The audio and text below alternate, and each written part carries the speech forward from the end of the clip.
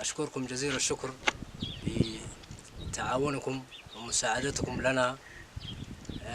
أولا تم بناء المسجد بفضل من الله وعونكم ومساعدتكم، والمسجد يتكون إلى 3 أقسام: قسم للرجال وقسم للنساء ومدرسة تحفيظ القرآن.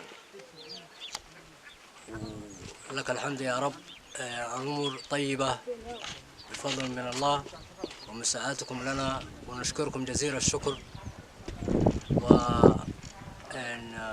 ونقدر جهدكم لنا وفعلكم الخير. And we thanks all the support that you did for us.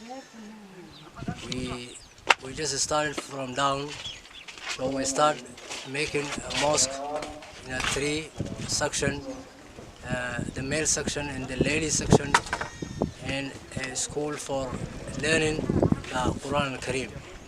So, and everything's going fine.